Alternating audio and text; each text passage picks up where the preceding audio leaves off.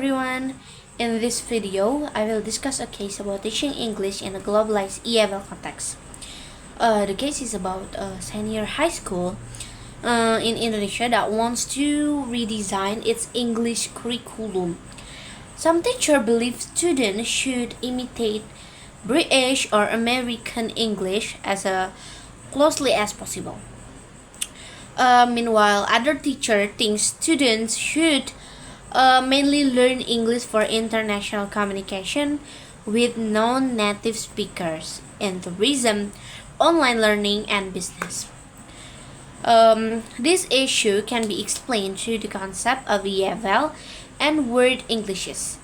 EFL, or English as a Foreign Language, usually focuses on learning English based on native speaker standards, especially British or American English. In many EFL classrooms, grammar, pronunciation, and accent are often treated as the ideal model. However, the concept of word Englishes shows that English is now used by people from many different countries and cultures. English is not only used by native speakers anymore. Today, many people use English to communicate with other non-native speakers. Because of this, different varieties of English are considered valid as long as communication is clear and effective. Historically, English became a global language because of British colonialism, and later the global influence of the United States in politics, economy, education, entertainment, and technology.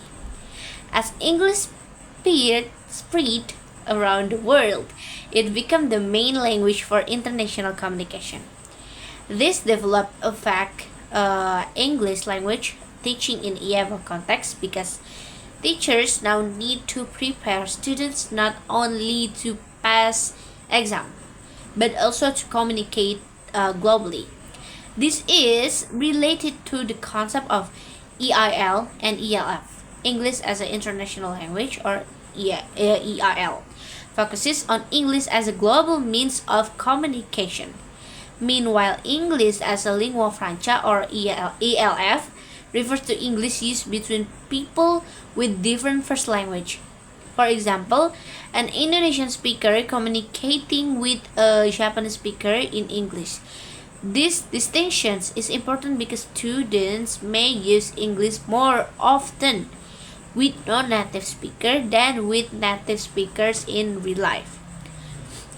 In my opinion, some aspect of English should still be standardized, such as grammar, vocabulary, and pronunciation clarity, because this help communication become more understandable.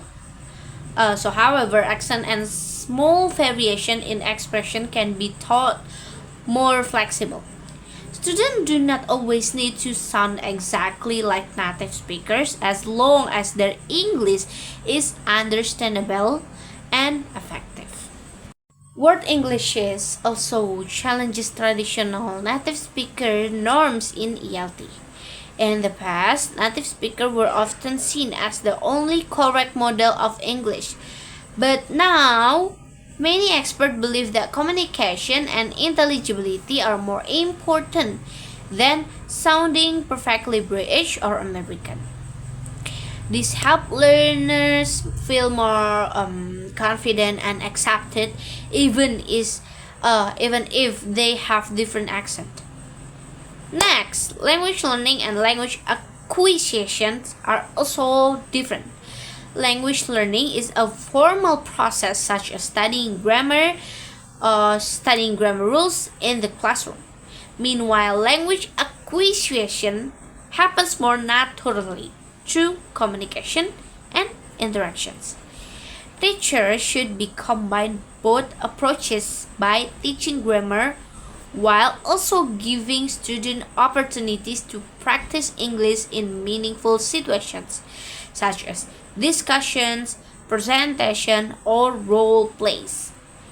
In these curriculums, communicative effectiveness, intelligibility, and cultural awareness should be balanced. Students should learn how to communicate clearly and politely with people from different cultures. Cultural awareness is important because communication is not only about language, but also about understanding different perspectives and ways of interacting. Finally, there are several theories of second language acquisitions or SLA. Behaviorism focuses on repetition, drills, habits, and formations.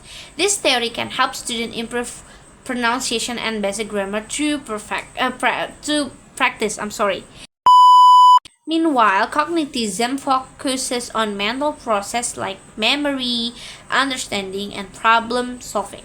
This theory helps students understand meaning and connect new information with prior knowledge.